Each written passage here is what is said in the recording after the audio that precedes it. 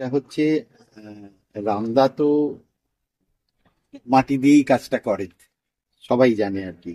আমি কিন্তু তা নই, আমি কিন্তু অ্যাকচুয়ালি পেইন্টার, পেইন্টিং করি।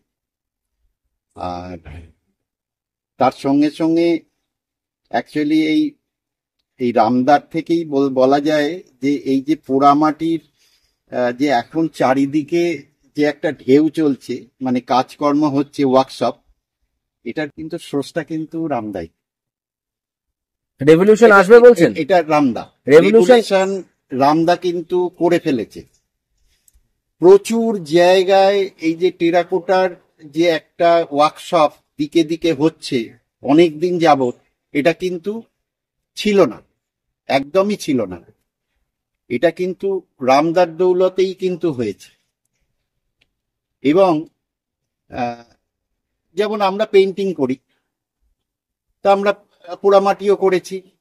এটা বলতে পারেন যে ওয়ার্কশপ, রামদার ওখানে গিয়ে ওয়ার্কশপ করেছি, আমরা নিজেদের জায়গাতেও ওয়ার্কশপ করেছি। তাহলে কোথা থেকে এলো? সেই সেই রামকুমার মান্নাই কিন্তু, ওই সূত্র।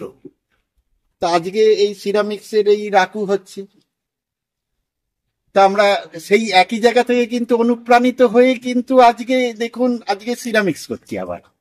এটাও কিন্তু মাটি, এটাও কিন্তু মাটি, শুধু একটু মিডিয়ামটা চেঞ্জ হয়ে গেছে, তাই তো? আর অনুপ গিরি হচ্ছে আমার ক্লাসমেট, একসঙ্গে পড়াশোনা করেছি এক কলেজে। তা সেখান থেকে একটা বন্ধুত্ব, এবং এই জায়গাটাকে বাঁচানো এবং কিভাবে এটাকে সচল রাখা যায় আমরা কিন্তু চেষ্টা করি। কেন আমরা এই স্পেকট্রাম আর্টিস্ট সার্কেলের মধ্যে অনুপ আছে, আমরাও আছি। তা এই উদ্যোগটা মানে হোক, একটা জায়গা তৈরি হোক এখানে, আশপাশের মানুষ এবং আশপাশের শহর এবং তার পাশেও ধরুন আরো যে সমস্ত শহরগুলো রয়েছে, যদি একে দেখে অনুপ্রাণিত হয়ে কিছু কিছু মানুষ যদি এগিয়ে আসে, বা আমরাও যদি কোথাও কিছু, আমার মতন কেউ যদি আরেকটু কিছু গ্রাম তৈরি করতে পারে, এইটা একটা দৃষ্টান্ত হতে পারে যে কই, এই তো অনুপ গিরি একজন শিল্পী হিসাবে একটা কিছু সামাজিক কাজ এখানে করে গেলেন। এটা একটা বড় ব্যাপার, কিন্তু এটা একটা বড় পাওয়া এবং আশপাশের মানুষের বড় পাওয়া, এইটুকুনি বলা যেতে পারে। ধন্যবাদ। কই গো হদ হদির মা, গদ গদির মা, টুনটুনির মা, সকলে দেখছো নাকি? ওই দেখো তাকাইছে বাবা, ড্যাব ড্যাব করে তাকাইছে। আমি বাবা উচ্চ বংশ ঘরের বিটি ছেলে, কাশ্মীরের আপেল খোগো বৌমা। বাবা এরকম বৌমা শাশুড়িরা ভাগ্য করে পাবে না। বাবা খেচাক দম, ছপাই ছেলে নপাই গম, গমের রুটি আলুর দম, আর বাবা খেয়ে দিয়ে লাগাও ঘম।